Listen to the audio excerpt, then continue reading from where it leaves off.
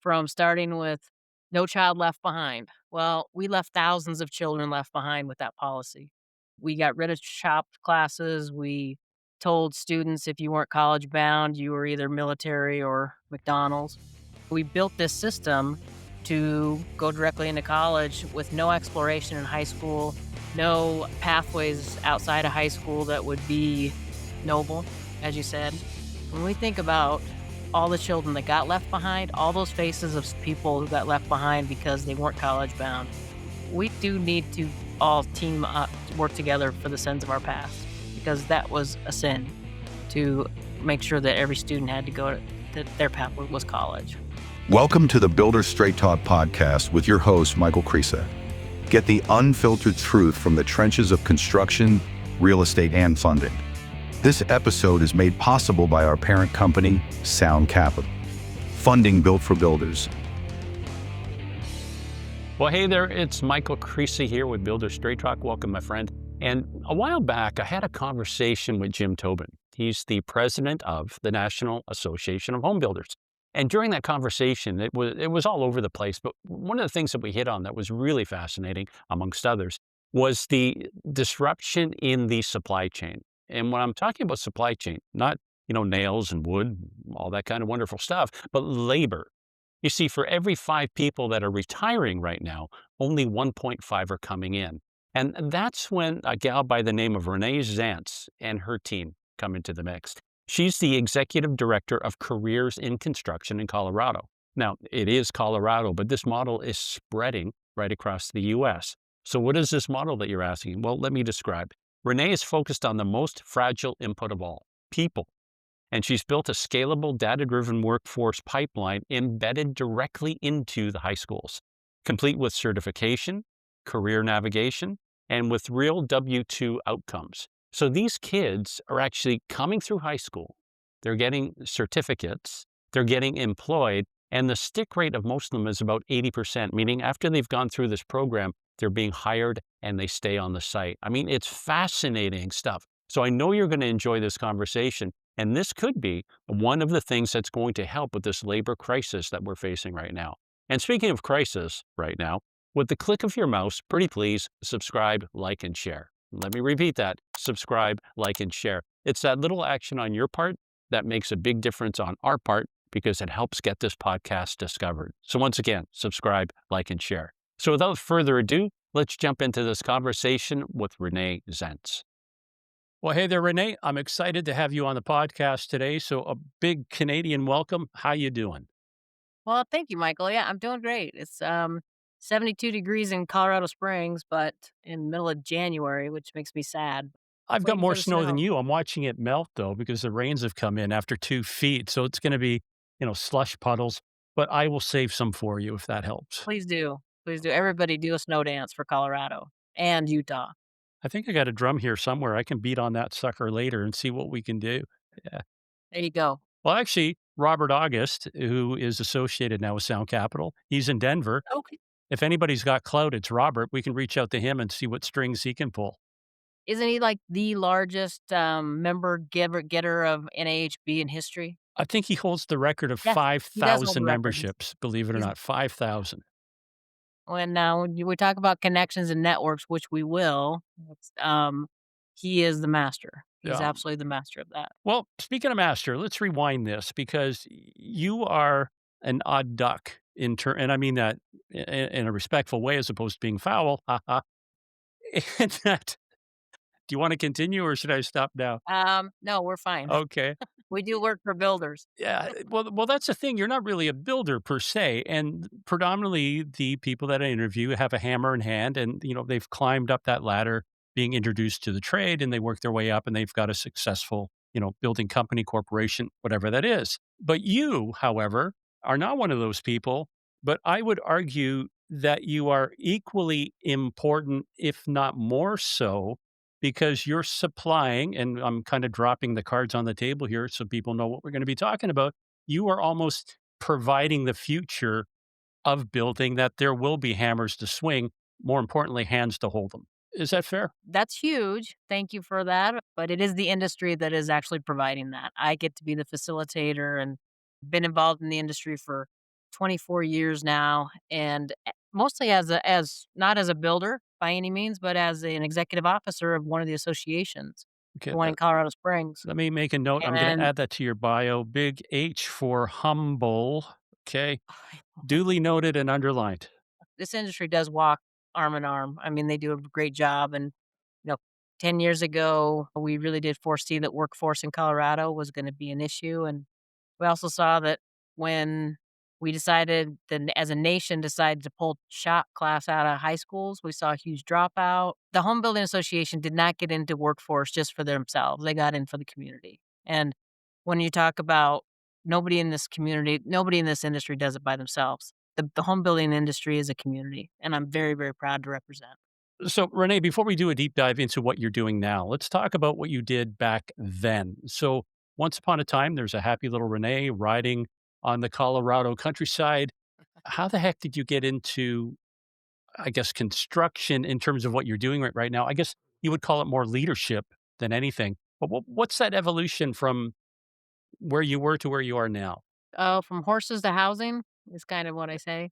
I got my degree from CSU, Colorado State University in equine science on horses. Trained horses for 10, 15 years, 10 years, and then got into managing facilities because every time that I had a horse or I was training horses, I ended up managing facilities and came to Colorado Springs and ended up running a huge rodeo grounds, like one of the top 20 in the nation for rodeo. So I love rodeo, love horses, love cowboys, cowgirls also. And but a lot of the landowners in Colorado or cowboys are landowners, right? And so development and building, it just all kind of came together. And they're also very, very philanthropic in Colorado Springs and Southern Colorado. So I was working for them.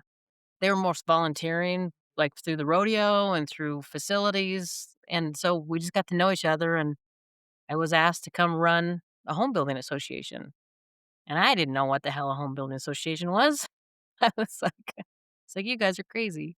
So I found out what it was being a trade association. I fell in love with all the builders and the industry. Very noble, noble cause to build the American dream, and I guess easy to say now is history. I was with them for 22 years running the Colorado Springs Housing and Building Association. Is there any one particular moment over that timeline that really stands out as a, yeah, I'm so glad I did this? I think every year stood out because I always got a new leader. So just via how the structure works with boards and presidents and elections, and some of the best leaders in our community are home builders or developers. And I just was really blessed to get a new leader every year, a partner that really helped not only in the home building specific industry, but in the community. As everybody knows, home builders build homes, but they also build community. And if they don't have a great community, they don't have a great building practice. So they're very loyal to economic development. They're very loyal to multiple charities. I'm just very much in love with the industry, and I value and appreciate home builders. There's something, a word that you used earlier. You said noble in terms of like a noble profession, noble people.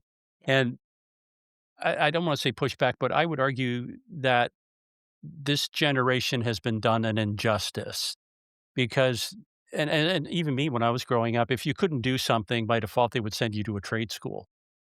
And it just seemed like so many people were encouraged to go to university, get a degree in something they knew nothing about, weren't interested in, and now they can't find a job. At least that's a snapshot of what's happening now today. And somehow we have to get that term nobility back into the trades because it is a noble profession. The fact that you can be self employed, you can set your own time, and you can grow as big and as wide as you want Yeah. in the trades, you don't have that ability to scale in most other jobs. And basically, you become self employed if that's the path you want to go down. And I think it's a far cry that when you put them on the same timeline, here's somebody in university, and I'm not beating up university, but if you don't know why you're there, that's a lot of money that you're burning through quickly. So at the end of 4 years, you could be 100 grand plus in debt versus if I've gone to a trade school, I'm getting paid as I'm going. Correct. And then when I actually graduate, if you want to call it that, now I'm employed almost instantly. And you don't even have to go to And a trade school. I mean, that's the other yeah, thing is you just outlined a whole, 3 series, right? From starting with No child left behind. Well, we left thousands of children left behind with that policy. We got rid of chopped classes. We told students if you weren't college bound, you were either military or McDonald's. We built this system to go directly into college with no exploration in high school, no pathways outside of high school that would be noble, as you said.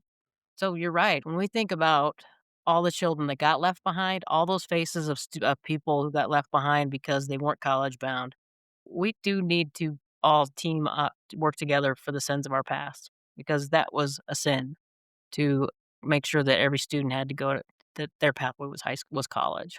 I think I'm steering this plane all over the place. Let me bring it back on track. Before we Yeah. go down that path, you're in the association, you're running that for 23, 24 some odd years. Yeah. When did the bell go off that there is a crisis? And we can call this a crisis. There is a Right. building shortage of labor and, more importantly, young labor coming into the trades. When did the bell go off that you realize, holy jumping, there's something here and it's a tsunami that's growing? And A, I want to do something about this. B, I have the ability to do something about this. Again, there's a bunch of people involved.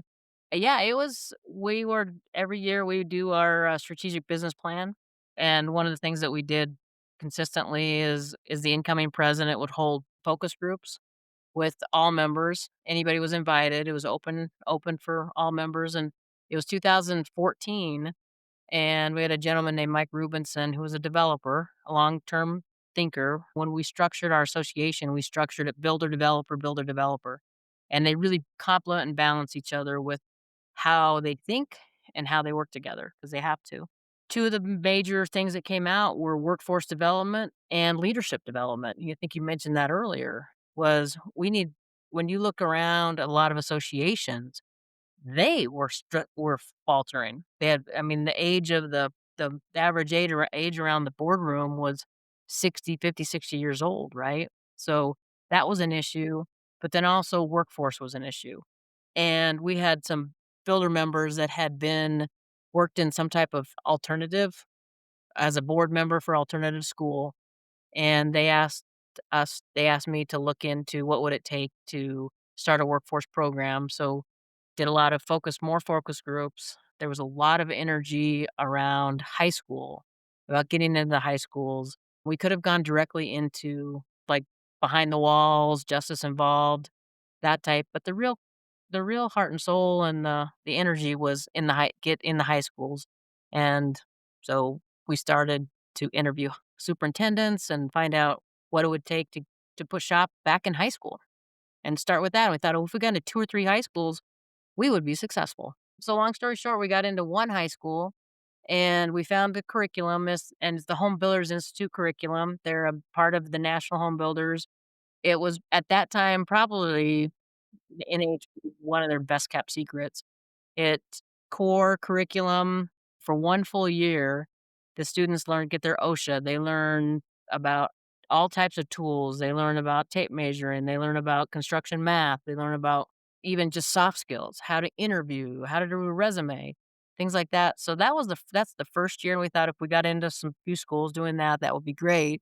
We were able to talk the teachers into teaching not only the core curriculum, but advanced to electrical plumbing. There's 14 different certificates. They're pre-apprenticeship Department of Labor. That core curriculum that was already in place and created by No, the National Associate. yeah, it wasn't in place though. Nobody knew it Okay. even existed hardly. When the schools said, "Hey, Renee, this is what you want to bring to us. If you can get us some curriculum, we'll look at doing this." So there was the energy there, but I think what was really important is when we started this, as builders do, we started with the end in mind, right? How would we measure this? Because what you measure matters, and it wasn't just about teaching skills; it was about true job skills for work, right? So we said, okay, the thing we're going to measure are W-2s. They have to be in a job. And even an internship still needs to be paid, right? So we decided we would measure W-2s, we would measure certifications, actual certifications, we would measure number of schools and that the program was in, and then we would measure butts and seats. So and we've been measuring that for 10 years. So that is very exciting when we see the scale that has happened on there. But then we also said taxpayers pay for certain things. Taxpayers pay for schools, taxpayers pay for teachers. So we went to the instructors and the teachers and superintendents and said, "Hey, here's your role. You have to put this into the classroom. This isn't after school stuff. If we buy your curriculum and we pay for your certificates and we pay for your materials and we actually pay for even a stipend for your teacher because we believe that they're a coach, and then we will have a industry career navigator come 4 or 5 times a semester to help you in any way bring the classroom to the industry to the classroom to the industry." So that's the framework of Careers in Construction Colorado. And they said, "We're in." So the bulk, so it's very scalable, and the bulk of the program is the major cost is still with the school systems, with the instructor and with the facility. And then, but we pay for what we should have been paying for even when shop was back in class. We should pay for the materials. We should pay for that curriculum we want them to teach. They were teaching birdhouses, right? We want them to teach electrical and plumbing and build houses. We have 14 houses being built across the state. So, spoiler alert, we're in 91 high schools across the state now. We have 110 teachers teaching curriculum, the same curriculum, and it can be either HBI, which is the majority, but it can also be in NCCER. We're agnostic to supporting that as long as it's Department of Labor certification. And the kids are building real shit, real stuff, and it's Cool. awesome. And they're and now we're placing this year alone in 2025, we placed 682 kids into the industry directly. Wow. What's the stick rate of that 600 plus kids that Great enter? question. Because of the relationships that these students have with the career navigators, we have a 50% survey answer rate. So we know that a year later, 1 and 2 are continuing into the industry. We know that our students who graduate and in the industry are making $3 to $4 an hour more than students who are working and not in the industry. We know that they are 30% more satisfied with their jobs and their career pathway than those that are not in the industry. It's a sticky rate that is unprecedented. We've had some national coverage from the Gates Foundation and other foundations that have just the program of support that comes from the industry and from the community and our career navigators, the network.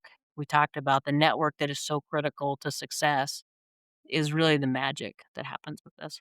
Yeah, you're throwing out all these golden nuggets. I'd be remiss if I didn't jump on them. When you Oh, say please do. career, it's really important to differentiate that they're on a career path They're in a career pathway, versus their first job at McDonald's flipping burgers. right? They are and they have a home base too, because of those 800 or 683 students that we placed, there's quite a few of those that are replaced. Like, we have some students from 2021, 22 that call us and say, "Hey, I really didn't wanna be behind a desk, and I didn't wanna do CAD. I wanna be out in the field. Can you help me get a field job? Can you help me go with electrical instead of plumbing?"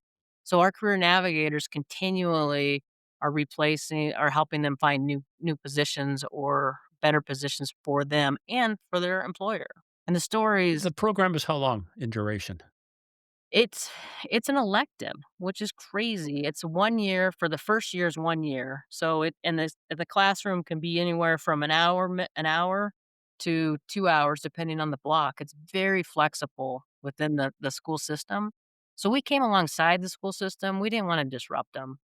We just said, "Hey, you know what? If you put this in as a curriculum for an elective, we're fine." Many schools have gone on and the kids get civics, they get speech class, they get construction math. So a lot of schools have enhanced what they can get out of this class because it is STEM. It's all STEM certification, I think, STEM certified. But so it's 1 year, the first year is the core because there's still a lot of personal skills in that. There's interview skills, there's resume building, and that's what our career navigators come in and help with. But the other additional ones like electrical plumbing, those are all 6 month. And if they do core and the electrical, the IEC International Electrical Association in Colorado, they crosswalk that for their first semester. So they do get college credit or internship or apprenticeship credit. So let's unpack this a little bit for people that aren't familiar with the American school system. In high school, you've got, is it grade 9 to grade 12? And then after 12, you go to college or university? Yep. That's Okay. So let's say I'm in grade 10. I thought I was going to be a philosopher, live on the beach and surf.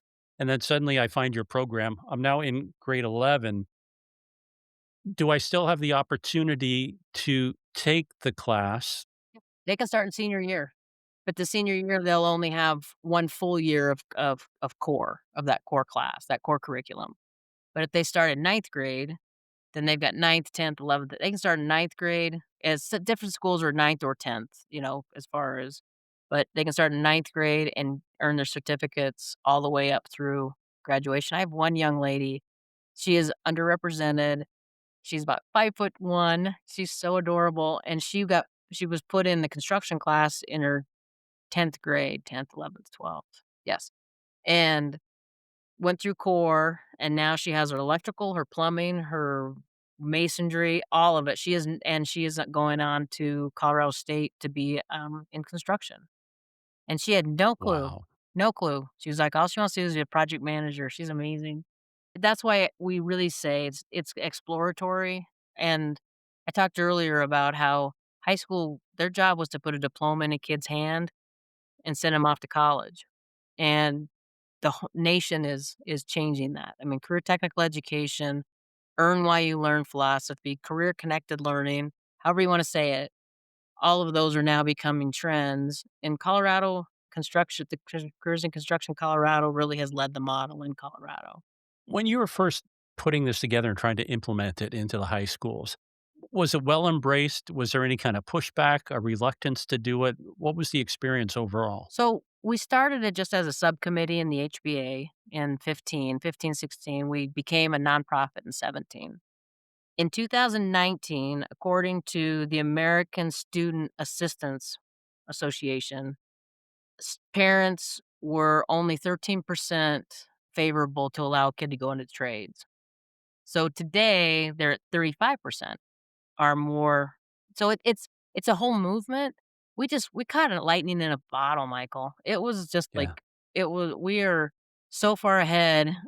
We are the model, not just for construction, but for all trade industries, advanced manufacturing, automobile, nursing.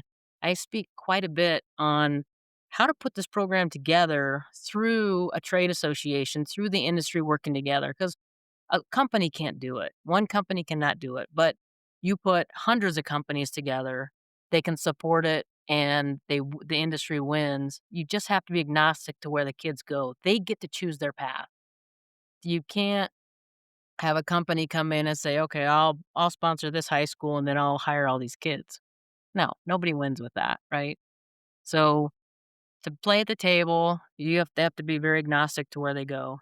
And even if they don't go into the industry, they're better off because they know they don't wanna go in the industry. Well, I think that's the key. So by taking shop and home ec out of high Yeah. school, and Yeah, I yeah, think yeah. back to my glory days, building tree You should have houses seen and this skirt I made, it was terrible. I had to rip out that seam like 8 times. I'm not going to say I made a skirt. I was in a, well, yeah, but anyway, maybe I wore it. I don't know. But the point is, if you're not introduced to something, you Right. don't know what the potential of the thing Can't is. see And it, you can't be it, it. yeah, I did an interview with Jim Tobin. You know him; he's the president of the National Home Builders Oh, Association, yeah. and we talked about at high school, but even taking it further back. What about in grade school? Because I remember even in kindergarten, we had these big, massive blocks of wood and planks, and you'd build a home. Ultimately, it would probably fall down on you. I guess in today's litigious society, teachers would get sued, but back then that was part of growing up. But the point is, you were introduced early Right. to working with your hands and doing things. And the point that Jim brought up that was really fascinating is you put a power tool in the hand of somebody and they feel what that thing can do. It then just lights them up to the potential of what can be done. And we've Exactly. taken that away. We've taken the potential energy away so it'll never become kinetic in that they can now pursue a career. And kudos to you and your team, because as you said, it's not Huge thing. a me effort, it's a we effort Yeah. for having the fortitude to pull it all together and make it happen. It was it was really funny. It was, I always say the Lord takes care of fools and idiots because I'm like, okay, let's go do this. And one of my builders gave me a $20,000 check. And I thought, oh my gosh, this is going to be awesome. And, and that's just how it gets started. You have a couple champions that and they support the idea, they support the concept. And the home builders locally have been amazing with the support. And it's just, if you just start putting what is it? You put your shoulder into a boulder, eventually it keeps rolling. Just move it Yeah. a little bit at a time, and the program's amazing, and the program is simple but not easy, and we talk about long-term wishes and wants, and we want every state to have this, every association. When we talk about associations and the trade associations, it is a race for relevancy, and this is the number one issue with associations across the board. I don't care if it's electrical, plumbing, home building, all the trade associations say their number one concern is trades. And for every was it 5 trades that are retiring, there's only 1 that's entering, 5 to Yeah, 1. 5 to 1. Yeah, and now you Yeah. start Uh, adding the big meta centers, boy, they're the I think you were at the National Home Builders with me. I don't know if you heard the gentleman talking about he's out of Wyoming, they're building these big centers out of Cheyenne, which is great for our industry. I mean, construction is construction. But they're hiring all the electricians from all the local towns to build mhm. these centers. Well, there's a program right now with the American Navy. It's Build a Submarine. I think it's buildasubmarine.com. And they're looking for almost 300,000 people in the trades. 300,000. Let that sit in there. So, yeah, electricians, plumbers, everything. If they're going there, they're not going onto the job site to build homes. So, when I look at these degrees in gender studies, and don't get me started on that, but here you've got a viable path forward. And there was a point that you made, again, another one of your golden nuggets that you don't realize because you probably said it so many times. Simple but not easy. And I think it has to be that way because, again, when I look at the education system, everybody's a winner. Everybody gets a trophy. Well, surprise, that's not what it's like in the real world. No. And I think when it comes to the trades and what you're doing, they have to realize that they have to dedicate themselves and they have to learn and they have to apply. And if they do those simple little things, there is a pot of gold at the end of that rainbow. And they're finding that with education, right? I mean, just because you get that diploma doesn't mean that you have a career. And the funnest 2 of the funnest, is that right? Things that It's a Colorado term, yeah, Colorado funnest. Yeah. funnest thing that ever happens is, first of all, like, when we 'cause we introduce the industry to the classroom. So we don't expect the teacher to go find that relationship. We have the relationship. We bring, if it's electrical, plumbing, landscaping, and I always ask, and they're like, well, who do you want from my company? I said, I want your cutest, smartest, most tattiest with the big truck to show up, male or female. I don't care, because these kids need to see themselves there, right? Because you can't be it if you can't see it. And I was very fortunate growing up. I was one of 10 kids, did not have a lot of money, but I would ride my bike 3 hours to go shovel horse shit and ride horses. And I had some of the really, really good mentors and equestrian, so I could see myself doing that, right? That was my trade, was training horses.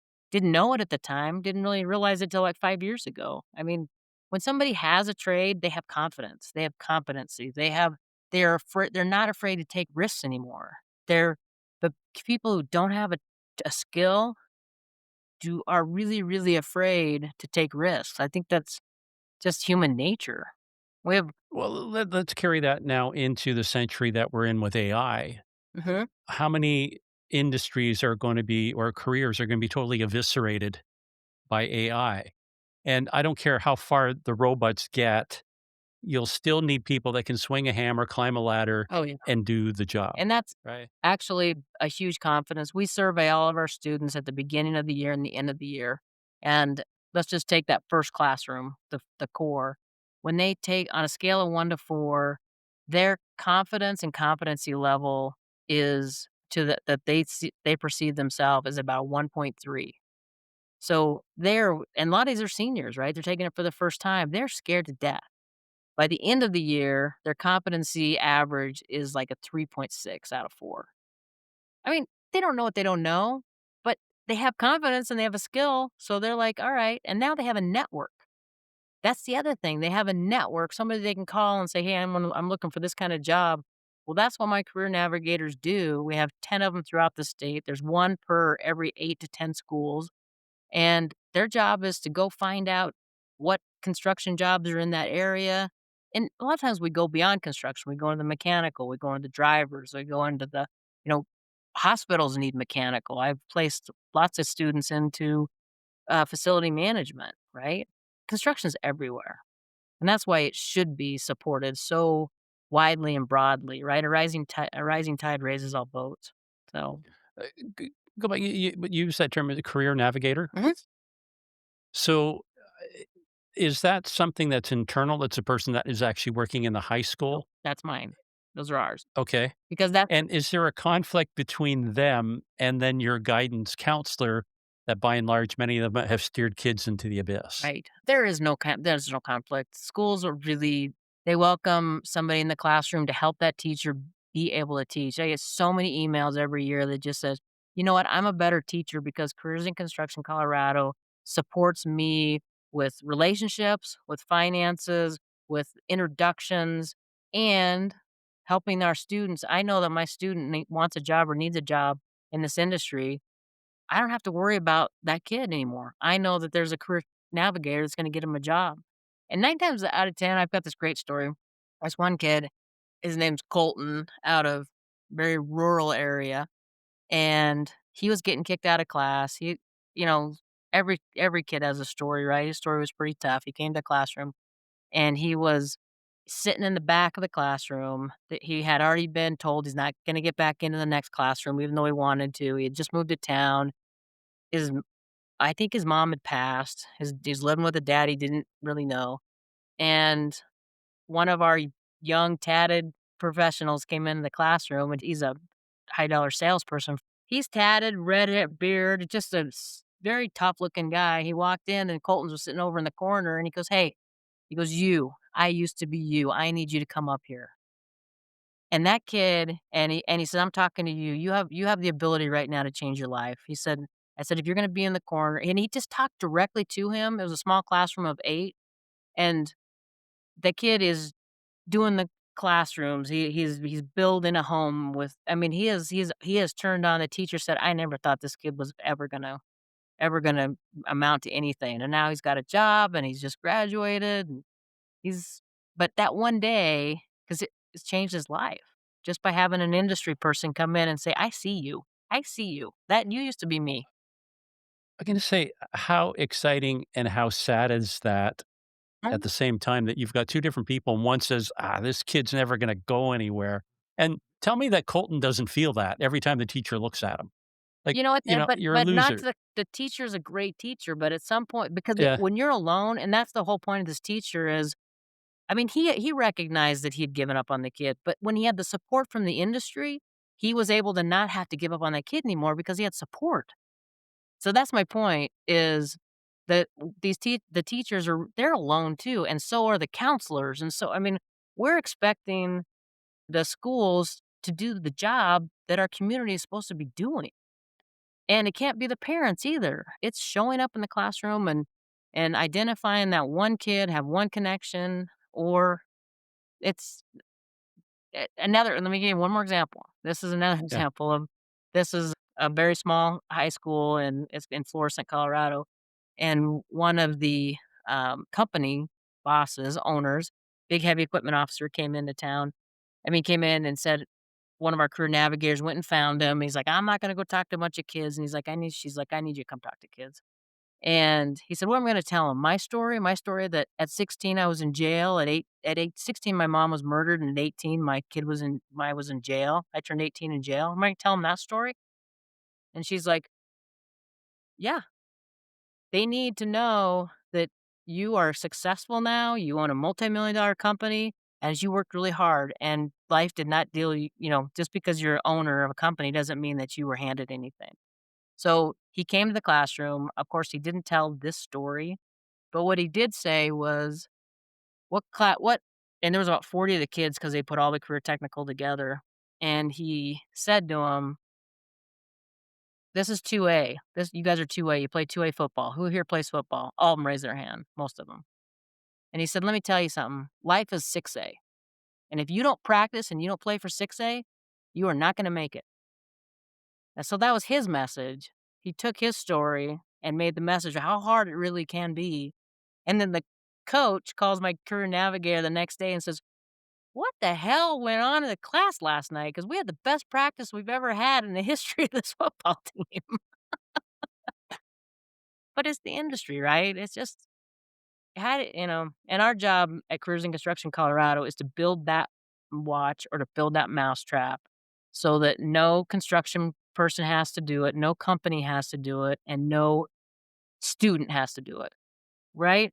They just get to tell what time it is, or they can just show up and engage where they're supposed to engage. And that's what that owner did, was he came in and told his story, and he also has told he's every summer he hires 3 of our students, and he wants the hardest That's ones, he wants the toughest ones, and it's just a great legacy for him.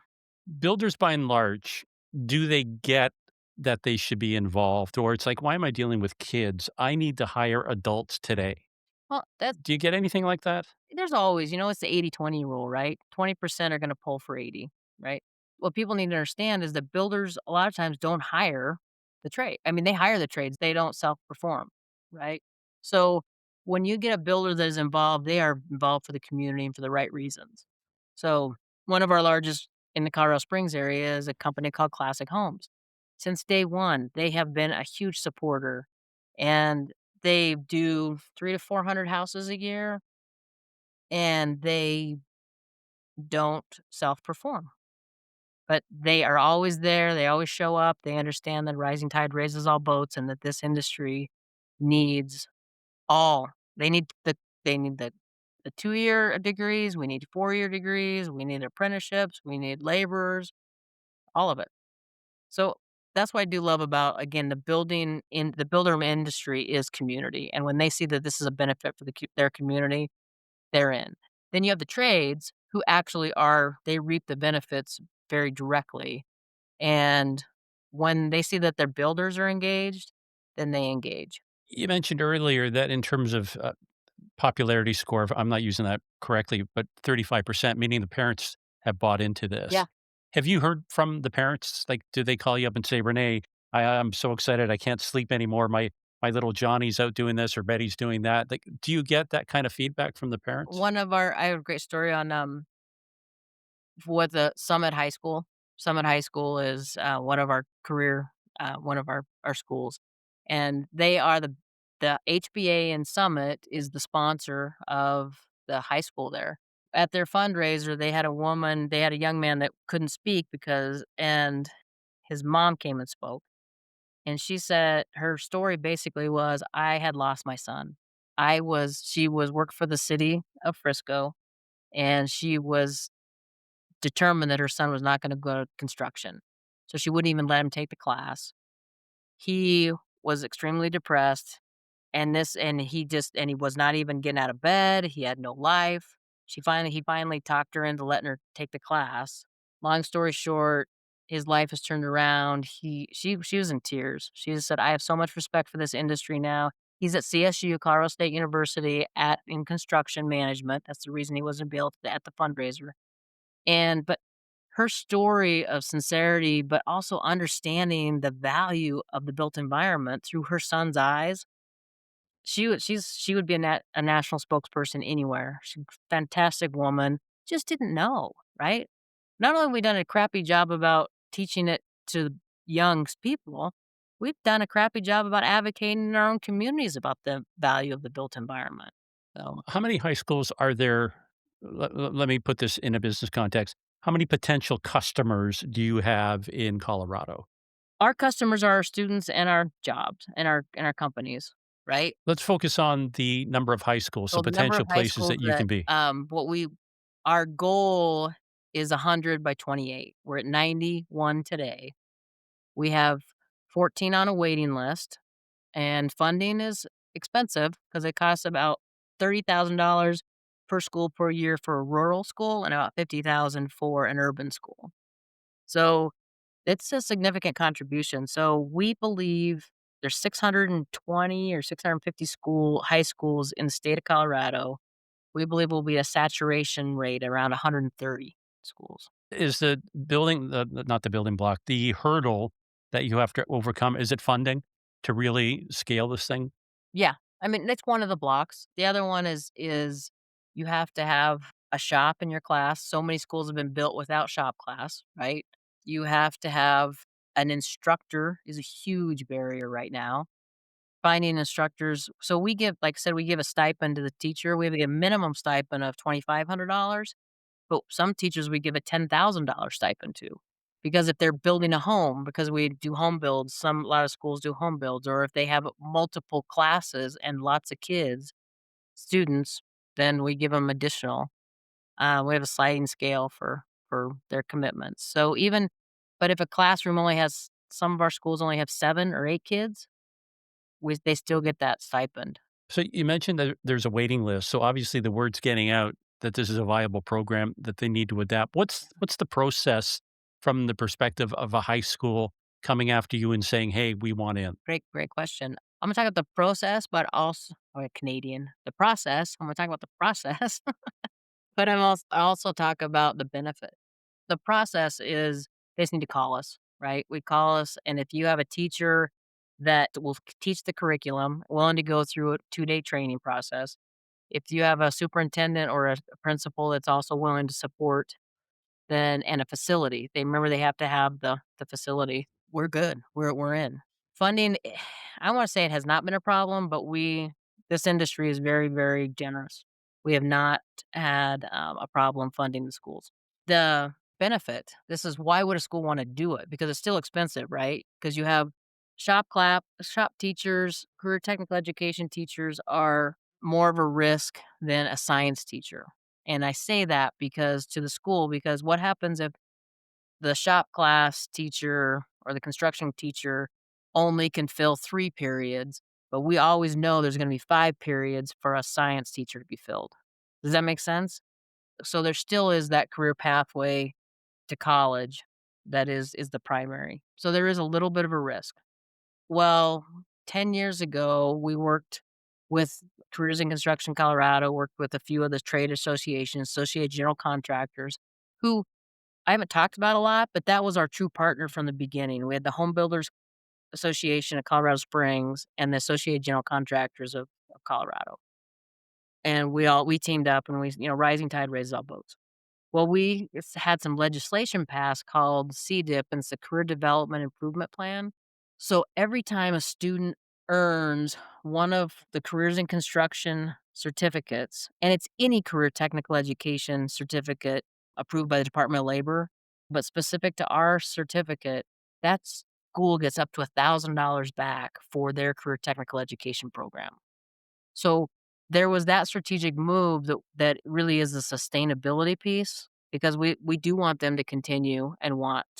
And now we've passed some legislation or worked with legislation, the trade associations have, that is it's called a power bill, where when the school will be reimbursed for concurrent enrollment to college, which is great, or a certificate earned, which is pre-apprenticeship certificate earned, or work-based learning. And that, again, shores up funding for career technical education in the high schools. Does that make sense? Yeah, is the government by and large trying to get involved with this by either tax benefits or donations? What am I looking for? Allocation of funds, I guess, to high schools that That's want what to the participate. legislation and the legislators passed, the policy that they passed. It's a way that they really do. I mean, everybody's looking for outcomes, right? And this is the funding for education, even more so there's pushes for outcomes, and this does show that there's a career technical education program is supposed to the schools are supposed to track when a kid goes into a job. Well, they have real no way of knowing when a student goes into a job. But our program, with the way we track, we know where our students go. So we give that data back to the schools and everybody wins. And it's the industry doing their part for education. Well, the data that you're generating, like you've got it down to a science. It's getting better. how far they've gone. Are they staying with the profession? I mean, that's got to be a testament to anybody that, oh, we got to get serious about education. You're actually proving that this model works beyond a shadow of a I doubt. appreciate that. Yeah, and it goes back to relationships, right? These kids see value, students see value. They earn a skill trade. If they want to go, they have a network. I can't stress that enough. I mean, I think you and I talked about it earlier about how when we're kids, you always had your dinner table, right? You had your family dinner at 5 o'clock, 6 o'clock around, and you talked about finances, you talked about career navigation, you those type of things, and we of our 91 schools, 68 are what Colorado calls Title I, which are underserved schools. So, there's a lot of parents who are trying to just make ends meet, and I can tell you there's probably not a lot of discussion about their careers and where they're going. Discussion. There's probably you're told what they're gonna do, but there's not a lot of discussion or pathways of how to do what they're gonna do. The focus is probably more on are we eating today? Are we heating the house? Like, A yeah, lot of that, and especially with, the inflation that's been going on in the last 4 or 5 years. I mean, there's a lot of fear. These students carry a lot of concern and fear. We have even have a health and wellness program that we sponsor. It's called MAPS. It's mindfulness and positivity training that we sponsor for the teachers to go to. But the teachers then learn how to integrate mindfulness and positivity into the classrooms. If it's journaling, if it's gratefulness, and it's 30 seconds or 90 seconds before the class gets going, how to breathe, just take a moment, be present. Lots of positivity around that. from a teacher's perspective, that's a whole arsenal. At that point, it's not about a job. It's realizing that you have an impact on where this little person is going to end up. Oh yeah, this I would tell you this the teachers are thrilled with this partnership. They like I said, they don't feel alone. They don't feel like they have to cut a kid out and say, "That kid's not gonna work." They can say, "Hey, Sydney, can you give me some help with this young man? Because we need to something bring a professional in. Let's get him in front of some different career pathways. Let's give him some hope. Let's figure where his skill sets are." I think you talked a little bit about the power saws. We had a one year we had it was in the beginning, we had like 450 kids, and we thought we'd just do a quick survey. And out of 450 kids, do you know how many had pulling a trigger on a power saw?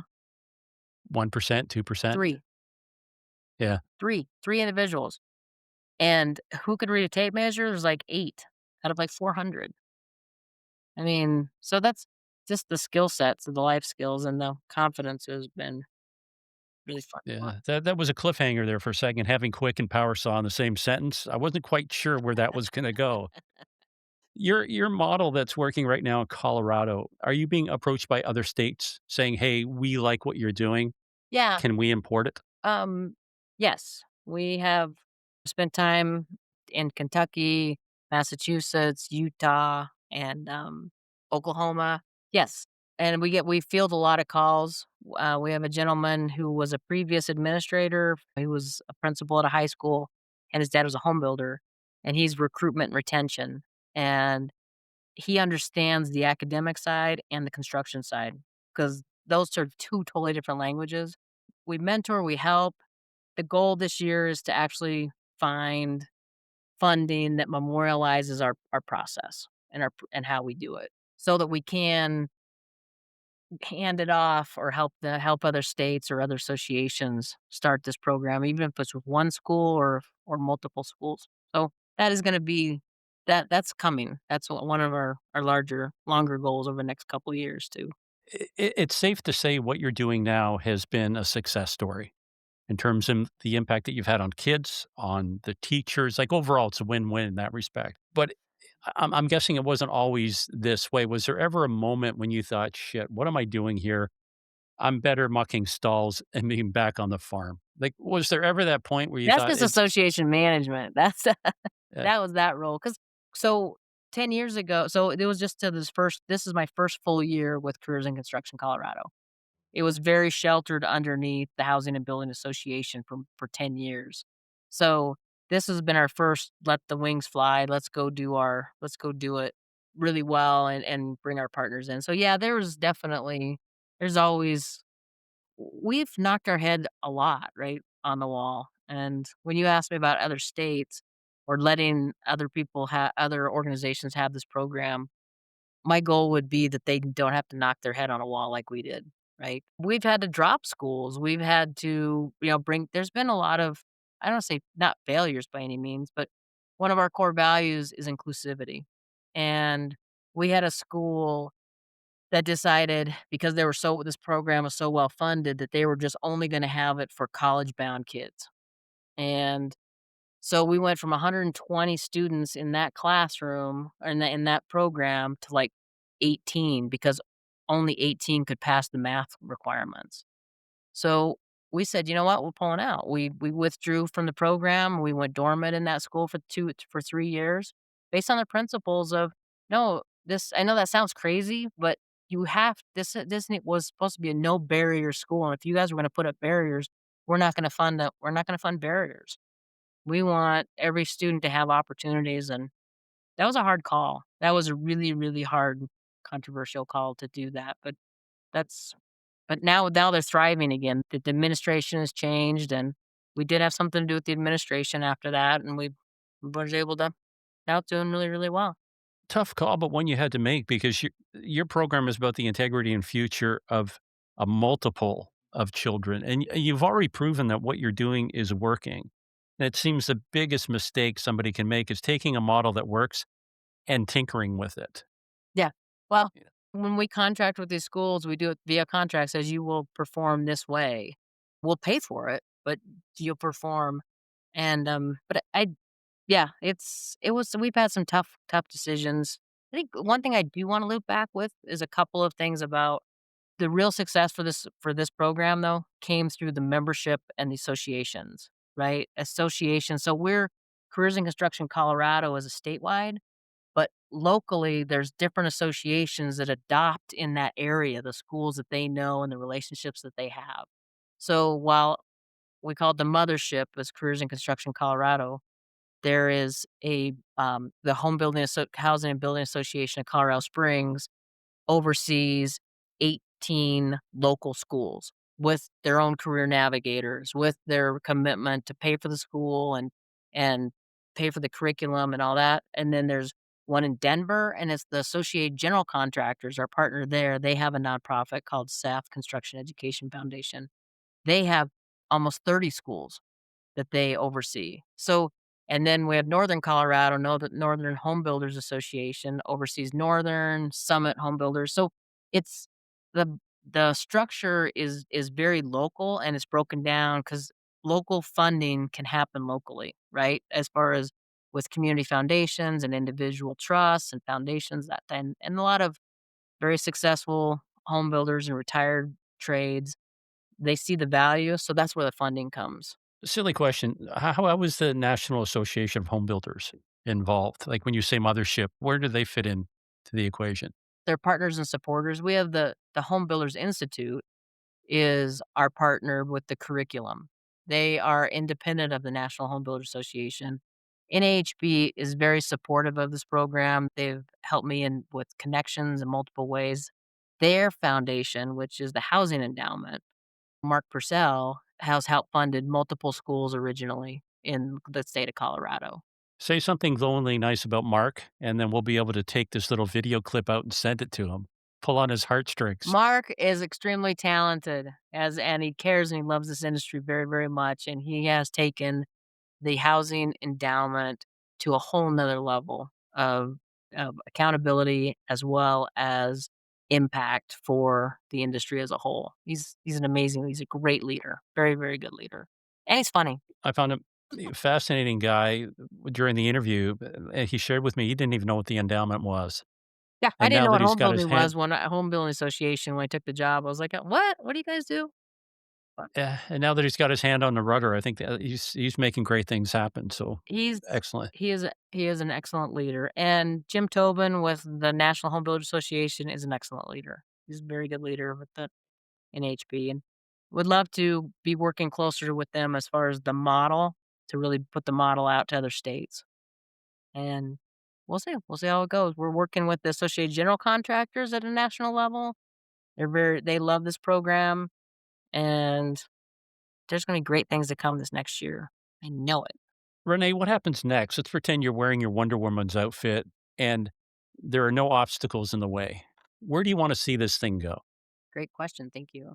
Well, in Colorado, we're gonna have 500 we'll have 5,000 students every day learning about the built environment. We'll be in 120 schools.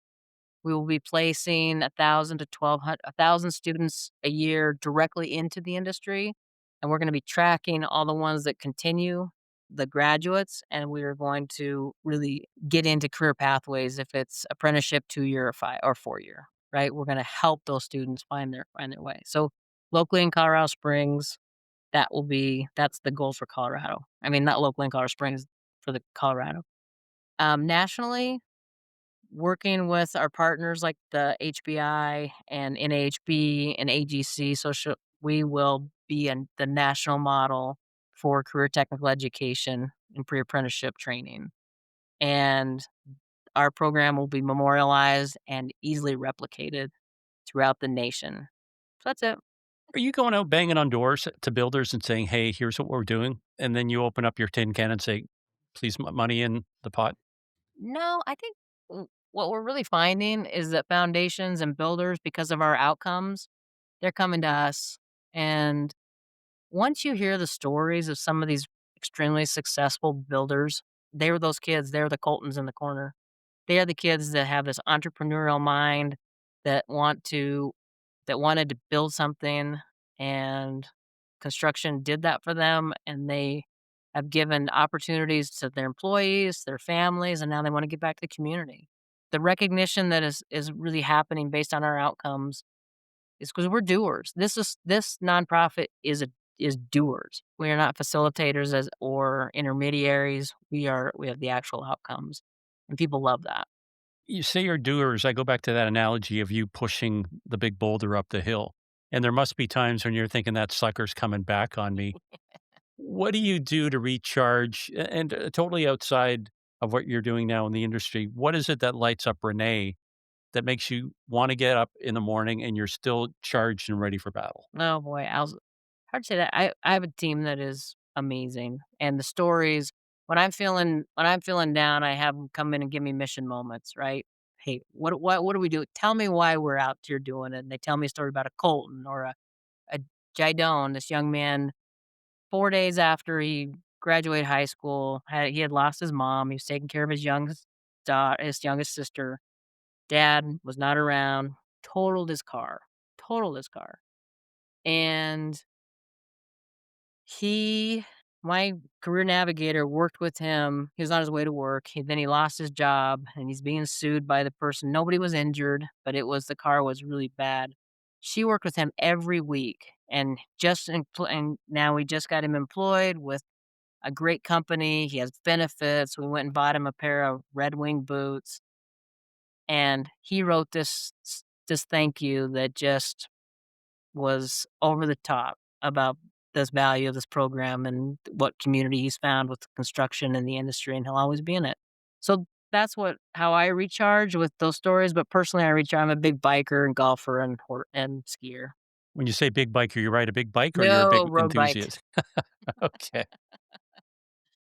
You know what would be kinda cool? I'll throw this out there, but it would be kind of fun to get maybe some of your coordinators and the success stories like the Coltons that Oh, you've mentioned and get them onto the podcast so that the builders and the general public at would love large that. can see the fruits of your labor. I think that would be really cool. Oh, I would love that. The numbers and the stats they speak for themselves, but the stories and individuals that we're helping, and so many of our big donors. One donor, he's in mortgage, and I said, "Why do you donate here?" And he said, "Because I had a skill set growing up. I was a pilot mechanic. I was homeless. I went in the military. I understood that I had a skill, and from there, all my successes were based on I always knew I would have a job, and I want all these young men to have this." He said, "We have taken away their future by saying you have to go to college, and college isn't for everybody." all the people that can relate to all these students and how hard they wanna work and how and they just it's we have great young professionals coming up, and we need to support them and give them hope and give them network and give them skills, and we're good. For what it's worth, Renee, I applaud you. Like, I love what you're doing. When we first hooked up in Denver at the leadership program, you were this firecracker that lit up the room, and you could see it. Like, you've got a passion for this, and it's contagious. I would love to get And my team on. you know, I would love the world to meet this team because 'cause they're the young all right. professionals in the industry too. They love this industry, and their passion comes right through the Give kids. me the elevator pitch right now, one more time. Let's pretend that people are just tuning in for the first time. Where do they go? Where do they find out more about you and the organization? More importantly, if they want to contribute, nudge, nudge, wink, wink. Contribute. If they want to contribute, where do they go? Well, it's a program called Careers in Construction Colorado. So the website is CIC Colorado, 3 C's, .org. And we are putting vocational education back in the high schools, but on steroids, giving the numbers and statistics really count for themselves. We're in 91 high schools. The students are learning about the built environment and the value of the built environment, and we're giving them confidence and competence. And they're doing awesome. And Colorado is a better state because of this program, and we would love to put it in your state. How's that? Coming to a state near you. Coming to a There state you near go. you. Renee, I want to thank you for taking time. Anything that I've missed today? Like we're just approaching the landing strip. Anything you want to add? Again, back to the way to implement something like this is through your local association. So support your local home building association or trade association. There's relevancy in being engaged, and this is the program that they could actually make themselves relevant. Really, it's the race for relevancy with that. And the elected officials love it, teachers love it, the industry loves it. It's a win-win. It is a great place to be right now. I think what a perfect way to wrap up. Everybody's in love, love. So let's cut it at that while we've got it. Love. Win-win. Thanks, Renee. Hey, thank you, Michael. Thank you for all you guys do. I appreciate you guys very, very much. Thanks for listening to Builder Straight Talk. Make sure to like, comment, and share this episode on your favorite social media platform. And don't forget to subscribe to the podcast, available wherever you get your podcast streaming fix. Until next time, keep building smarter. This episode is made possible by our parent company, Sound Capital, funding built for builders.